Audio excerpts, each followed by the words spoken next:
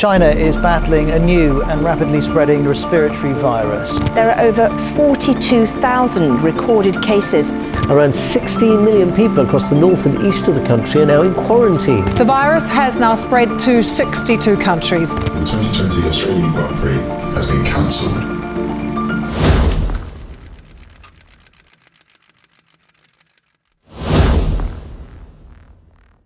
It's impossible to start a video like this which addresses the impact of this virus without first mentioning my thoughts and prayers go to everyone around the world who's being affected by this virus.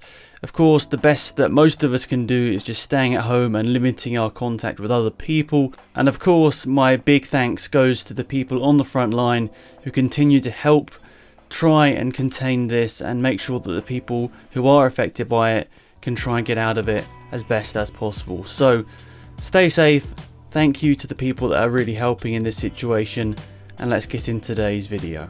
So of course these are some uncertain times for Formula 1, but it is hopeful that there will still be a 19 race calendar for this year. Whether that's 100% feasible or not, we're going to speak about that in today's video. Personally, I think it's more likely we'll probably have a 15 or 16 race calendar, which I'll speak about later, but nonetheless, I want to speak about what could happen if we wanted to get 19 races in 2020. How could this work?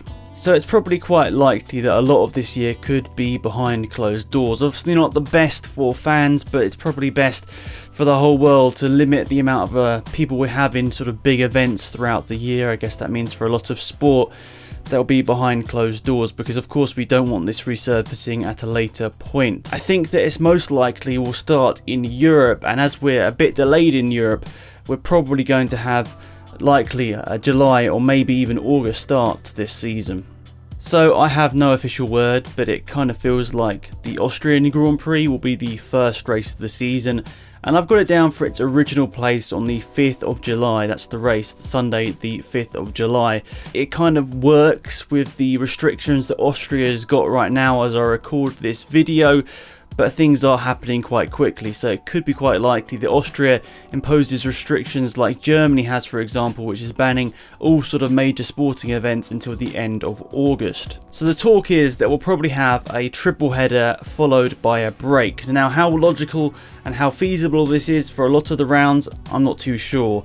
My points in this video are trying to keep all the European rounds together, keeping the Asian rounds together, and I'm trying to make sure that the logistics are somewhat feasible, even if they are slightly stretched in this one. So keep that in mind. This is obviously not the ideal calendar, but trying to keep the logistics as best as possible.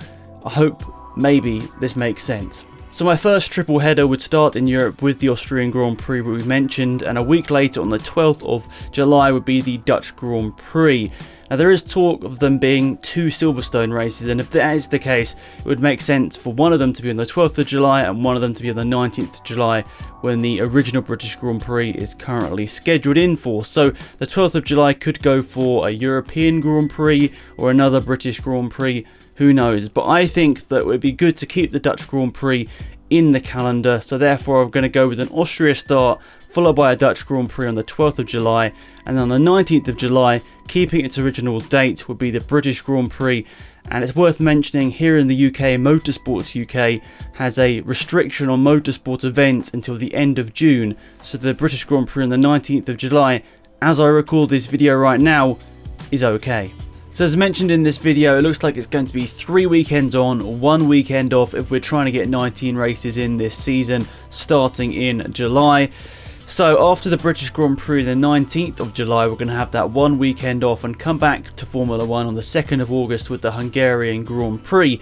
Now this would keep its original place, and that's something I'm trying to do with this calendar, is trying to make sure as many of the Grand Prix stay in their current place as possible. Of course, there's 9 races or so that have already been postponed or cancelled, so a lot of the ones later on will be mixed into random places in the calendar, but as many of them that can keep their current place as possible would be good, because I think a lot of plans have already been in place for some Grand Prix, so that would make sense to try and keep them in their current place if possible. So 1 week later, on the 9th of August, I want to hold the Spanish Grand Prix in my fictional calendar here. Now, of course, as I record this right now, Spain is one of the hardest hit countries in Europe by this virus. So it'd be obviously great for the public to have something to look forward to here, but I guess importantly as well to help try and keep the economy going in this very, very tough situation. I think any sporting event, even if it's not bringing in big crowds, is big for a country to still hold them. So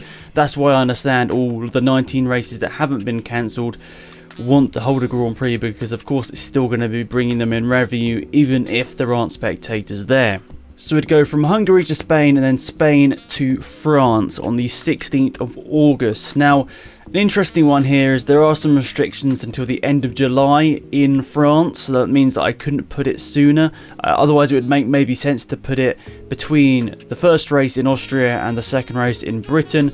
Maybe, you know, Britain normally is the race after France, or they're pretty close on the calendar, but due to the restrictions that France has currently got in place, I'm not going to put it there. But the 16th of August would make sense in some ways, because French government and sporting officials have said that they want to hold the Tour de France in August, later than usual, but still they want to hold the Tour de France, which is of course one of the biggest, if not the biggest, cycling race in the world. They want to hold that in France in August. So this works in quite well. It would be a big month for France if they hold the Grand Prix and the Tour de France. So if we're going to get a French Grand Prix, it's going to be after that July restriction that the French government has put on. So the 16th of August would kind of work in that regard. So we've had 2 triple headers, 6 race weekends already, but for the next group I'm only going to have it as a double header, because we're going to go over to Asia and to Bahrain on the 30th of August.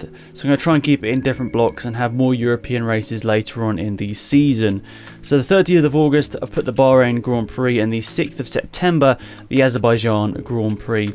So we'd have the weekend of the 12th and the 13th of September off before returning on the 20th of September for the Belgian Grand Prix. So these are slightly delayed. Of course, we're going to be going straight through the summer break that we'd normally have, because the lockdown that the teams would have had in the summer has been moved to around the time we're watching this video right now. So that's obviously good for the Formula 1 season, to just plough through the summer, race after race after race. It's going to be a very stressful period for the teams, but of course I guess they want to go to the races, or most of them want to go to all of these races, and of course Formula 1 and the countries hosting these races want to get the teams there. So it's going to be a stressful one. Hopefully they get repaid for this at some point in the future, but yeah, if we want 19 races, it's going to be quite hectic. So we go to the Belgian Grand Prix on the 20th of September. 1 week later, as is tradition now, we go to the Italian Grand Prix on the 27th of September. And then we go to the Singapore Grand Prix. So keeping those 3 in the block they'd normally be in, but taking a week out. So normally there's a week gap, I think, between Italy and Singapore. So maybe logistically this is going to be one of the tougher ones here, going from Italy to Singapore in a short amount of time. Whether there will still be big restrictions here. Obviously Italy has been hard hit by this, as well as of course the Asian countries. So this could be logistically one of the toughest challenges that I've got in my plan here. But of course, I'll get onto it later. I think that there's probably a better plan for this with a couple less races. So that race in Singapore would be on the 4th of October. That's going to be a triple header. That's going to be one of the toughest for the teams if that was the case. But I'm going to have another week's break after the Singapore Grand Prix, and then we're going to be flying all the way over the other side of the world to Canada for the Canadian Grand Prix. So my thought was that Canada can't really be much later than sort of the middle of October, because it's otherwise going to get really quite bad conditions over there. So we'd have Canada on the 18th of October, followed 1 week later on the 25th of October by the United States Grand Prix. Now, of course, it makes sense to try and keep these together. We don't want to be going to Canada, back to Europe, then back over to the USA later on. That's kind of how it normally works in the modern F1 calendar. Canada is kind of put quite early on randomly, but I think that's because of the conditions and how quickly they can deteriorate in their winter. So maybe that's something that's cause for concern, and maybe that's a track that is taken off the calendar if worse comes to worst. So yeah, 25th of October for the United States Grand Prix, then 1 week later on the 1st of November, the Mexican Grand Prix. So it's important to note the USA and Mexican Grand Prix is already a back-to-back, and those are the original dates. So if we can keep those, that's hopefully good for promoters, good for the logistics, and good for everything that kind of would have been planned for that anyway if those 2 dates can stand and Canada maybe just starts before it, I think that's probably quite a logical thing for Formula 1 and everything and all the time and planning that has gone into it already. So we're normally going into the last couple of races of the season at this point, but well, that's not going to be the case here. We're going to have 5 more races. So on the 15th of November, I've got the Russian Grand Prix. Now, if we're going to hold 19 races, which I think is the plan, it means we're going to drop 3 races. So 2 have already been cancelled, even though I think Australia kind of wants to get rescheduled somehow. Monaco's definitely not happening. Australia's probably most likely not going to happen. So then you need a 3rd one to drop out. So I'm looking at the way that this sort of schedule, or at least my schedule, goes. So it either makes sense for Russia or China to be dropped. I don't know, of course the Chinese Grand Prix would have happened the weekend prior to this video going up, so maybe China doesn't want to be right at the back end of the season, but it's been at the back end of the season before. So I put Russia on the 15th of November, followed quite quickly 1 week later on the 22nd of November by the Vietnam Grand Prix. So I think originally I put China in this place, and obviously going around some of the Asian countries towards the back end of the season made sense in my head. So if we went China, Vietnam, Japan, it would make sense. But Russia, it's kind of that part of the world as well. Well, kind of, it's a massive country. Maybe those logistics work as well. Maybe Russia needs to go with some more of the European blocks that I put in earlier on in this calendar. So I'm going to go with what I've put here, but I think maybe China makes more sense in terms of logistics. Maybe Russia makes more sense in terms of other things. So 15th of November for the Russian Grand Prix, 22nd of November for the Vietnam Grand Prix. Possibly that's one of the ones that could get cold, because let's be honest, it's his first year. I mean, it'd be fantastic for it to go ahead, but maybe they think, let's wait for a more normal circumstance to launch our Grand Prix. So maybe 2021 might be its first race. Who knows? Then we go from the Vietnam Grand Prix on the 22nd of November to the 29th of November with the Japanese Grand Prix. I'd love to see Japan right at the tail end of the season. It always used to be. I mean, if you look at the mid-noughties, that's when the Japan race was normally held, and it sometimes was the last race of the season. Maybe not the best for overtakes with the modern cars, but I think still an exciting Grand Prix which can throw up some surprises. So I'd love to see that right at the tail end of the year. After that, 1 week break, and then probably my biggest logistical problem here. So the 13th of December, I put the Brazilian Grand Prix. Now my thoughts is that the Abu Dhabi Grand Prix will want to be the last race of the season still, so that's what I've done. Whether that makes sense for logistics? Definitely not, when we're completely messing up this calendar. But in terms of, I think, probably the money they've been paying to be the last race of the season, if they can help it, they'll probably try and still put Abu Dhabi at the end of the year because it wants to be the title decider. Personally, as a fan, Brazil, how amazing would that be to be the final race of the season? That'd be quite incredible. But why I say this is a logistical error is because I've put 13th of December for the Brazilian Grand Prix, and then 20th of December for the Abu Dhabi Grand Prix. So it's a very, very tightly packed calendar. I haven't put, as I said, China in there. That would bring it up to 20 Grand Prix. Whether we can get 20 Grand Prix or not, I don't think so.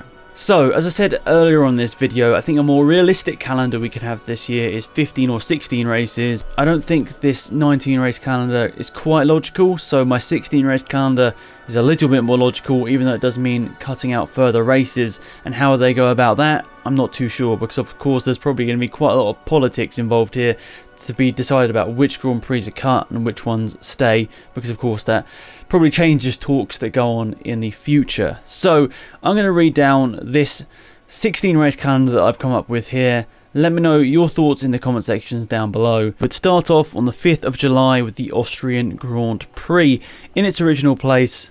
Hopefully, fingers crossed, that goes ahead in some sort.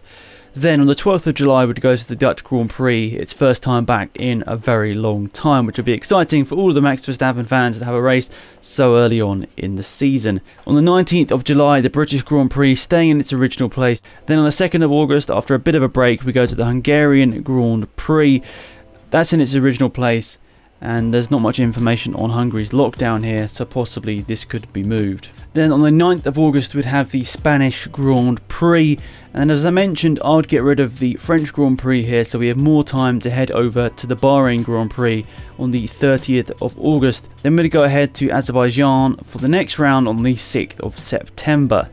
Then another week off before we go to Belgium on the 20th of September, and then going to the Italian Grand Prix 1 week later on the 27th of September. Then, as I mentioned, I'd get rid of the race on the 4th of October, which I've got down as the Singapore Grand Prix, giving us more time to go over to Canada to hold that race and these back-to-back races over in the Americas.